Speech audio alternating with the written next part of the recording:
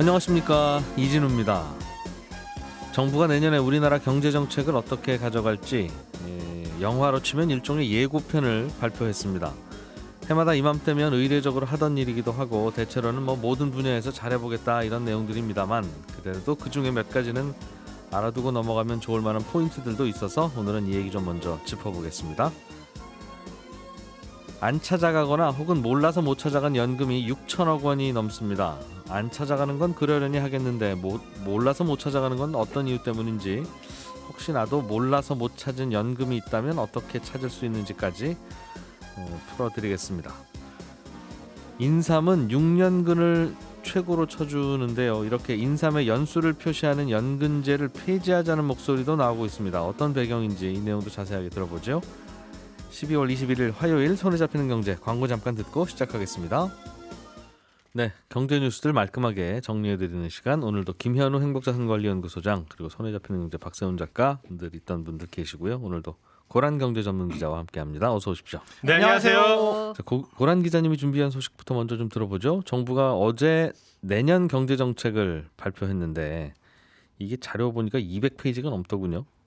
다 알아두면 좋기야 좋겠지만 다 볼 수는 없는 거고, 어제 나온 얘기 중에 좀 꼭 좀 알아두면 좋겠다 하는 포인트가 어떤 거였습니까? 네, 사실 이거 경방이라고 해서요. 경제부 기자들은 경방 언제 나오냐 해가지고 일주일 전부터 받아가지고 막 취재를 하거든요. 경제정책 방향. 네. 예. 그런데 어제 보니까 이 포털 네이버 경제 섹션에 보니까 경방 기사가 메인으로 안 올라왔더라고요. 검색해야지 찾을 수 있는 수준이고, 예. 과거에는 엠바고를 걸고 경방 발표 전에 막 단독 보도 나오고 그러면 기재부가 아니다라고 하고 난리도 아니었는데 지금은 너무 조용합니다. 최근에는. 이게 바로 경제정책 방향을 앞으로 이어가는 게 바람직한지 의문인데요. 이 경제정책 방향이라고 하는 것 자체가 이 수십 년 전 개발경제 시대의 산물이거든요. 지금은 경제가 고도화가 됐기 때문에 정부가 어떻게 한다라고 해서 경제가 그렇게 안 가거든요. 경방이 무슨 의미가 있는지 모르겠지만 그래도 생활 밀착형 정책을 보자면 임대차 계약을 새로 하거나 갱신하면서 임대료를 직전 계약보다 5% 이내로 올렸다라고 하면 이분은 예. 상생 임대인입니다. 이분들은 양도소득세 비과세 특례를 위한 실거주 요건이 2년이잖아요. 예. 가운데 1년을 충족한 것으로 인정을 해줍니다. 내가 내 집에서 안 살고 세를 주면 네, 맞습니다. 그 집에 대해서 그 집은 이제 양도세 비과세를 받으려면 살기도 하고 보유 실거주. 보유도 해야 되는데 네네. 세 주고 있더라도 실거주 한 걸로 쳐준다는 거예요. 네, 상생 임대인에게는. 근데 예. 이게 대상이요. 공시가격 9억 원 이하의 1세대 1주택 보유자로 제한을 하고요. 기존 계약이 있었다라는 점을 전제로 하기 때문에 예. 주택을 산 다음에 처음 체결한 임대차 계약에는 적용이 되지 않습니다. 그렇겠죠. 처음에 세 주고 나서 2+2년 사셨을 거고 임차인은. 네. 그리고 나서도 5% 이내로 올리면 네. 그때부터는 2년당 1년씩, 세입자가 산 2년당 그 집주인은 1년씩 사실상 그 집에 거주한 걸로 카운트해 준다. 네네. 예. 그리고 이제 전세가 최근에 이제 반전세로 많이 전환이 되고 있는데, 그러니까 월세 부담이 많아지잖아요. 그래서 이거 대책을 마련했습니다. 월세 세액공제율을 1년간 한시적으로 높였습니다. 예. 지금은 총 급여 5,500만 원을 기준으로 그 이하는 12%, 초과하면 10% 공제를 해주는데요. 예. 내년에는 각각 15%, 12%로 올리기로 했습니다. 그리고 무주택 청년을 위해서도 또 지원을 해주는데요. 예. 중위소득 60% 이하 무주택 청년에게는 월 최대 20만 원의 월세를 1년간 지원합니다. 청년의 기준이 뭐냐? 마음만 청년이냐는 아니고요. 19세에서 34세 사이에. 네네. 그리고 연소득이 5천만 원을 넘지 않는 청년이 70만 원 이하의 월세를 내고 산다면 월 50만 원 한도에서 0에서 1% 초저금리로 돈을 빌릴 수 있습니다. 한 달에 월세를 빌려준다는 거죠? 네, 맞습니다. 예. 그렇군요. 이게 5천만 원 안 넘으면 웬만한 청년들은 특히 젊을 때야 원소득이 많지 않은 경우가 많으니까 포함이 되겠네요. 네, 근데 월 50만 원 한도라서 이건 빌려주는 거고. 네네 0에서 1%니까 좋긴 한데 네. 월세를 20만 원씩 지원해 주는 건 별도의 또 소득 요건이나 이런 게 있습니까? 중위소득 60% 이하니까 네네. 이건 또 꽤 저소득이어야 되는군요. 네네. 자영업하는 분들 요즘 코로나 때문에 이런저런 손실들이 꽤 있으실 텐데 이 정책들도 좀 검토가 되고 있어요? 네, 이른바 이제 내수 활성화인데요. 내년 5월을 상생 소비 달 세일날로 지정을 하고 동행 세일을 개최하기로 했습니다. 세일 기간에 맞춰서 지자체별로 지역사랑 상품권 등 개인별 구매 한도를 100만 원까지 높여줍니다. 온라인 상품권은 모바일 상품권의 구매 한도를 월 50만 원에서 100만 원으로 이것도 높여주고요. 온누리 상품권. 네네. 네. 최대 10%인 캐시백 혜택도 15%까지 확대하기로 했습니다. 그리고 이 재밌는 게 5월을 전후로 3개월간 로또 방식의 소비 부양책을 실시하거든요.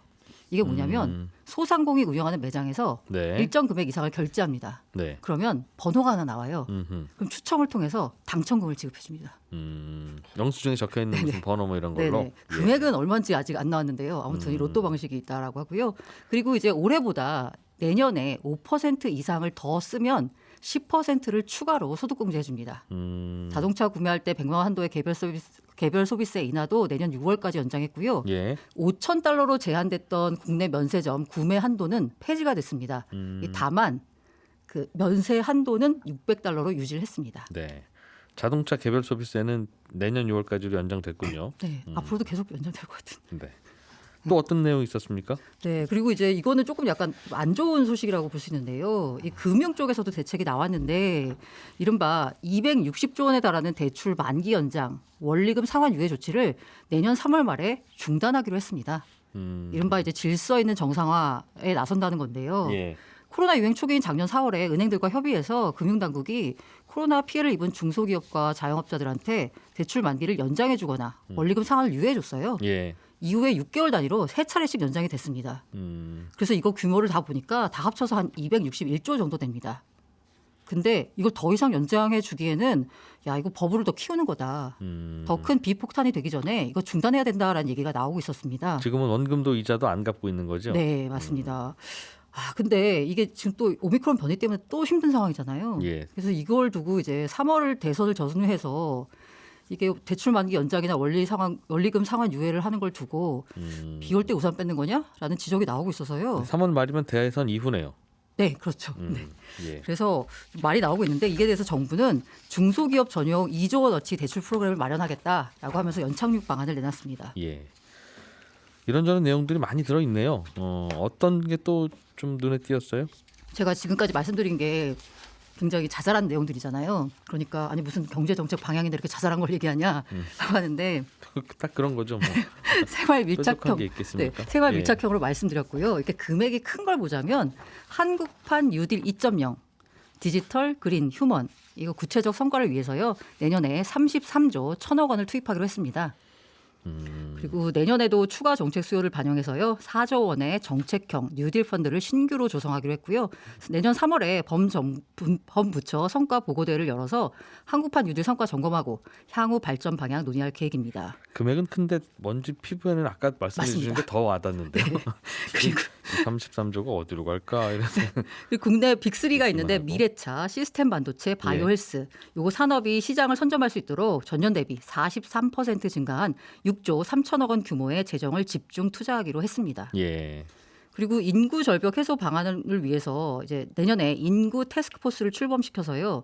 생산 가능 인구를 확대하고 보강하는 방안을 논의하는데 이게 문제가 뭐냐면 문재인 정부 들어서 이미 인구 태스크포스가 만들어졌습니다. 2019년 1기, 20년 2기, 21년 3기가 있는데 사실 뭐 뚜렷하게 한 게 없어요. 현재 60세 정년을 연장하는 문제 등을 놓고도 아직까지도 진전도 못 보고 있는데 예. 4기 태스크포스가 나왔다고 해서 무슨 실효성 있는 대책을 내놓을까라고 해서 조금 약간 회의적인 반응인 거고요. 그리고 학령 인구 감소에도 늘어나는 지방교육 거부금 체계 개편안도 고민하기로 했습니다. 이게 무슨 얘기냐고 하면요. 그 지금 현재 4월 기준으로 보니까 학생 수가 유치원 초중고 학생 수가 보니까 2017년에 비해서 8% 정도가 줄었습니다. 약 51만 명이요. 그런데 학생 교육을 위해서 전국 17개 시도교육청에 지원되는 지방교육 교부금은 2017년에는 44조 7천억 원이었는데요. 예. 올해는 59조 6천억 원입니다. 내년에는 64조 3천억 원이에요. 그러니까 이게 거치는 세금의 20%는 무조건 교육 예산으로 쓴다. 이런 맞습니다. 법 때문에 그렇다면서요? 20.79%로 예. 무조건 써야 되는 거예요. 학생은 주는데 세금은 예. 계속 들어오니까 계속 교부금이 나가는 거거든요. 그래서 이걸 좀 바꾸자라는 얘기가 나오고 있는데 이게 사실 지방에서 굉장히 반발하거든요. 그래서 이것도 역시나 될지 의문인데 기재부는 고민해 보겠다. 정해진 건 아니다라고 예. 한 발 물러섰습니다. 그렇군요. 예, 잘 정리해 주셔서 고맙습니다.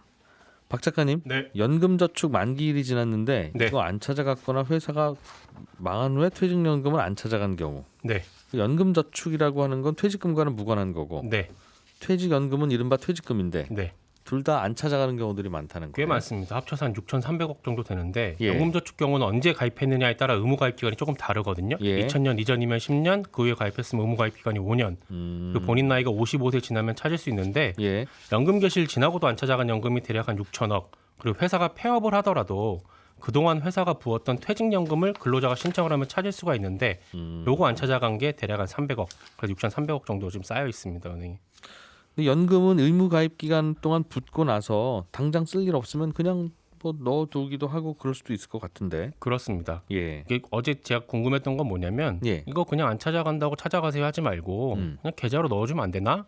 라는 거였는데 자주 쓰는 계좌로. 근데 그냥 넣어주면 예. 될 것 같은데 왜 안 되지? 라고 찾아보니까 이게 세법에 써 있더라고요. 말씀하신 것처럼 일부러 안 찾아가는 경우들이 있어서 그런데 예. 왜 일부러 안 찾아가냐면 소장님 네. 일부러 안 찾아가는 경우는 제가 말씀드리겠습니다. 그러니까 예를 들면 우리도 적금 다 붓고 나서 네. 만기 됐는데 네. 굳이 뭐 그 찾아갈 필요 없지 않나? 뭐 필요하면 가지라고 생각해서 두는 경우도 있잖아요. 있죠.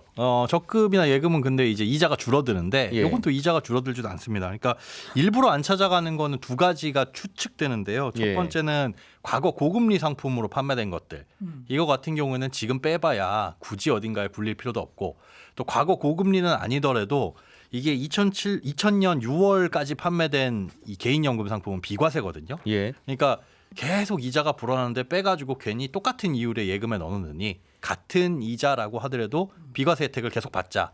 이런 마음 때문에 안 받아가시는 분들이 1번 있을 것이고 언제까지 가입한 게 비과세라고요? 2000년 6월 말까지요. 2000년 6월 말까지. 예. 그때는 연금저축이 이자에 대해서 과세를 안 했어요. 네, 소득공제 혜택을 조금 줬는데 받을 때는 비과세 혜택을 줬었습니다. 내버려 지금은- 두면 붙는 이자는 네, 원래 의무 가입 기간 동안 붙던 거하고 똑같이 붙습니까? 그거는 좀 다릅니다. 그러니까 보험 상품은 네. 그때 약정된 이자를 계속 줄 텐데 지금 안 찾아가는 것으로 예상되는 거는 이제 은행의 신탁 상품들이에요. 예. 그거는 이제 시장의 채권 금리와 비슷하게 움직이기 때문에 그때보다는 많이 떨어졌을 수 있는데 문제는 거기서 발생한 이제 이자가 많을 경우에 지금 굳이 이걸 깨느니 굳이 꺼내서 어디 뾰족하게 쓸 게 아니면 그렇죠. 기껏해야 은행에 넣어둘 거면 굳이 안 찾아가는 게 좋다. 네, 비슷한 이율인데 여긴 비과세를 해주니까요. 첫 번째가 예. 그거, 두 번째는 연금저축을 연간 1,200만 원 넘게 초과해서 수령하게 되면 요거는 다른 소득과 합산해서 세금을 많이 떼잖아요. 근데 지금 난 당장에 55세는 넘었지만 소득이 있어 네. 하시는 분들은 이거 굳이 받을 필요가 없다라고 판단하셔가지고 일부러 안 찾으시는 분들도 있을 거라고 판단이 됩니다. 그런 이유인데 지금 예. 안 찾아가는 건 뭐냐면 2000년 이전에 주로 가입된 상품들인데 그 예. 의무기간이 10년이라고 했잖아요. 예. 그렇지만 21년 지났거든요. 그리고 그 전에 은행에서 넣었던 건 대부분 소액이에요. 그러다 보니까 일부러 안 찾기보다는 대부분 까먹어서 안 찾아갔다라고 보고 있는 겁니다. 지금 금감원에서 홍보하고 있는 거는. 2000년 이전부터 가입해서 넣고 있었는데 네. 지금 남아 있는 게 대부분 2000년 이전 가입이에요. 네. 그리고 소액들. 그러니까 까먹은 것 같아서 좀 알리고 있는 거고 예. 퇴직연금 같은 경우는 어제 제가 금감원하고 은행연합회 쪽이랑 통화해 보니까 도산하고 폐업한 것들은 아무래도 대부분 영세 사업장들이고요. 예. 영세 사업장인 경우는 근로자들 본인이 퇴직연금에 가입돼 있다는 사실조차 모르는 경우들이 꽤 많습니다. 그래서 지금 금감원에서 회사는 폐업했지만 당신 앞으로 가입된 퇴직연금 있으니까 그거 찾아가세요라고 홍보를 하고 있는 건데 네. 퇴직연금은 IRP라는 계좌 혹은 연금저축으로만 받을 수가 있거든요. 그래서 본인이 직접 은행에 가서 이 계좌를 만들어야 수령이 가능해서 예. 계속 알리고 있는 겁니다. 그래서 방송 듣고 계신 분들 중에 나도 연금저축 가입했던 것 같은데 혹은 뭐 퇴직연금 받을 수 있을 것 같은데 하는 분들은 네. 포털 사이트에서 통합연금 포털 요거 검색해서 들어가면 거기서 다 확인할 수 있습니다. 통합연금 포털. 오늘은 요거 하나만 꼭 기억을 해두시면 되고요. 들어가면 아까 말씀하신 그 연금저축 남아 있는 거나 네, 일부러 안 찾아가고 계시던 네. 어쨌든 제가 관련된 퇴직연금. 대부분의 연금은 다 확인할 수 있고 혹시 내가 받을 수 있는데 내가 네. 못 찾고 있는 게 있는지 그렇습니다. 회원 가입하고 바로 되는 건 아니고요. 한 3일 정도 지난 후에 확인 가능하다고 하니까 예. 오늘 가입하시고 3일 후에 확인하시기 바랍니다. 알겠습니다. 통합연금 포털 네, 알겠습니다. 이거 말씀하신 대로 이렇게 안 찾아간 게 있으면 그 본인 계좌로 예를 들면 계속 이자가 쌓여가는 건 본인 계좌로 뽑아서 본인 계좌로 돌려주면 손해니까 네. 그건 함부로 하면 안 되는데 이렇게 안 찾아간 퇴직금 같은 경우는 뭐 특별히 잘 굴러가는 것도 아닐 테니 그렇죠. 그냥 보내주면 될 것 같은데.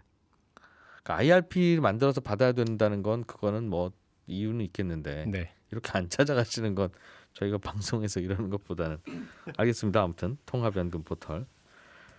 김현우 소장님, 네. 인삼이 몇 년근이냐에 따라서 품질을 가르는 기준으로 삼고 뭐 몇 년근 인삼입니다 하고 홍보도 하고 예. 하는데 이게 좀 논란거리입니까? 그렇습니다. 현재 우리나라는 인삼산업법이라는 게 있어요. 그런데 이게 몇 년근 인삼인지를 표시하는 걸 의무화하고 있습니다. 예. 5년근 이상의 인삼을 수확할 때는 이 농협에 확인을 요청해서 출하 이 여부를 확인을 할 수가 있습니다. 그러니까 인증을 받는 거죠. 일종의. 예, 예. 우리는 6년근입니다. 뭐 5년근입니다.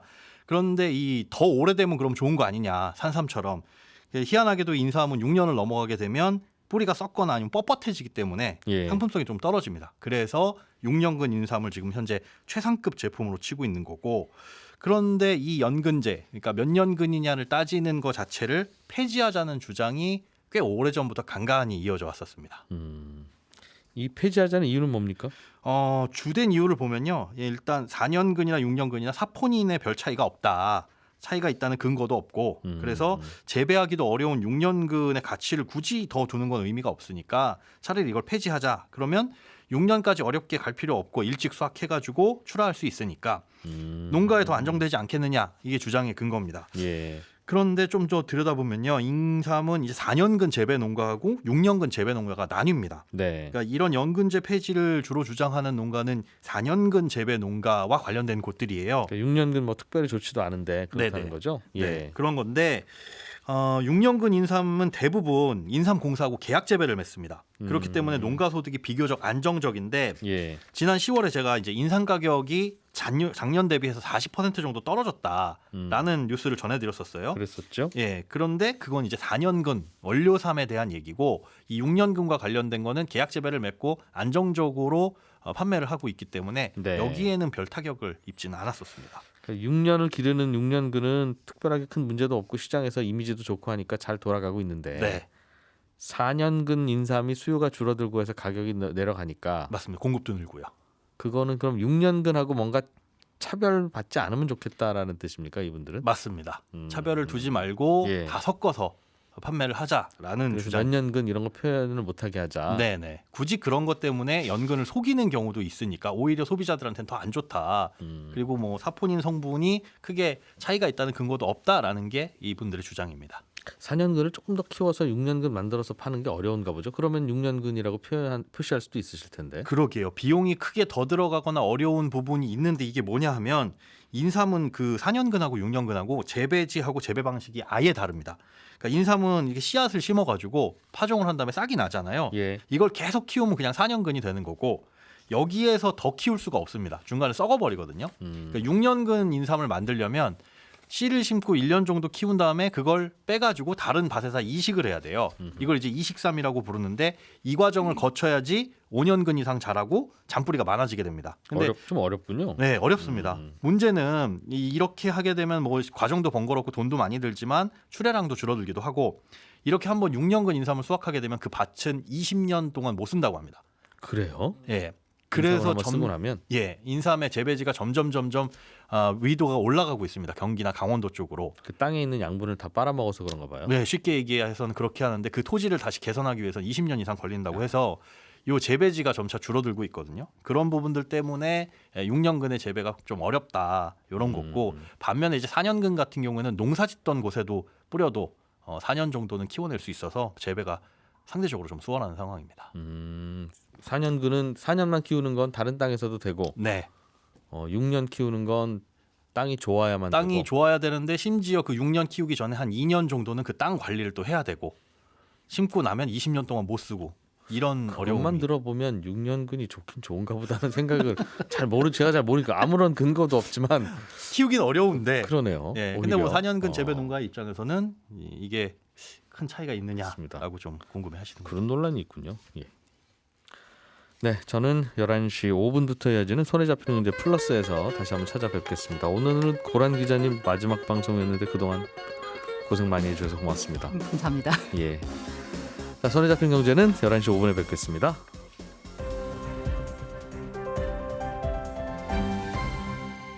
경제를 생각하는 사람들의 즐거운 습관 이진우의 손에 잡히는 경제.